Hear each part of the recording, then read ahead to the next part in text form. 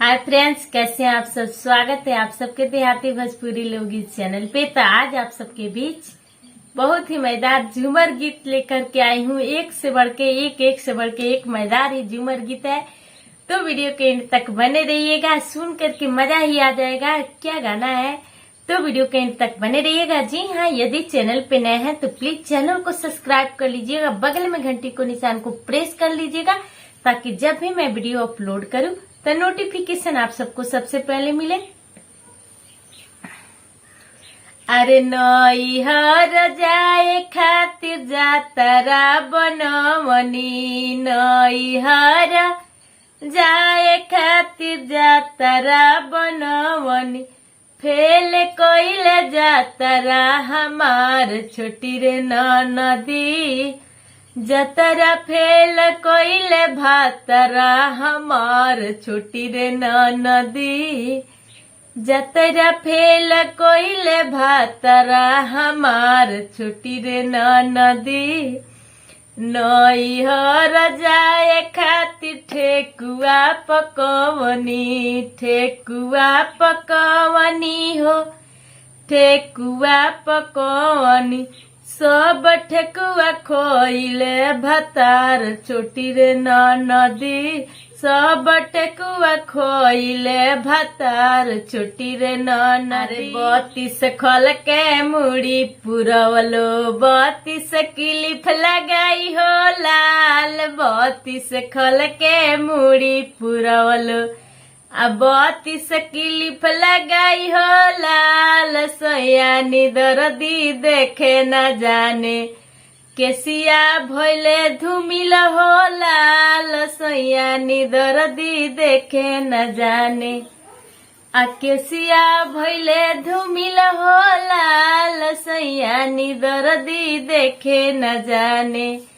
आ बत्तीस खल के सजिया लगवलो, बत्तीस तकिया लगाई हो लाल, बत्तीस खल के सजिया लगवलो, बत्तीस तकिया लगाई हो लाल, असैया बेदर्दी सोए न जाने, सजिया भइले धुमिल हो लाल, सयानी दर्दी सोए न जाने, सजिया भइले धुमिल हो लाल, बत्तीस खल के जेवना बनवलो, बत्तीस जेवना परस हो लाल, बत्तीस खल के जेवना बनवलो, सयानी दर्दी जेवे न जाने, जेवना भइले धुमिल हो लाल, सयानी दर्दी जेवे न जाने। झुमका बेची बेची सैया के पढ़वलो, झुमका बेची बेची राजा के पढ़वलो,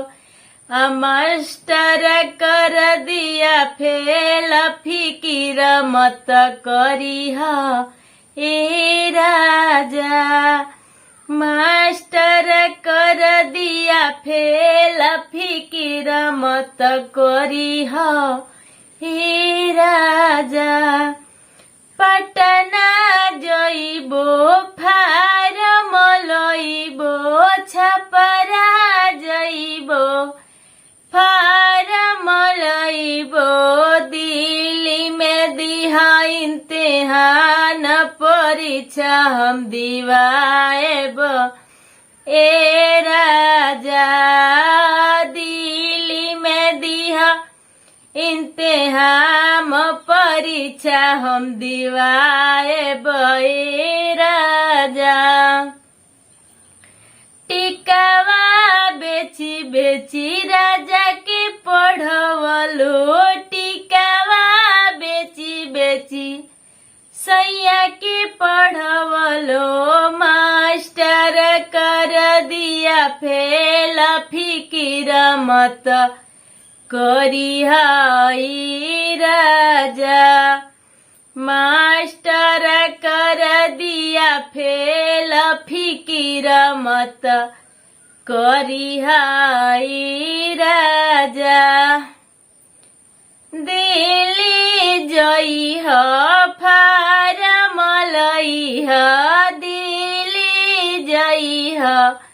फारम लई पटन में दिह इम्तिहान परीक्षा हम दिवाएब ए राजा पटन में दिह इम्तिहान परीक्षा हम दिवाएब ए राजा।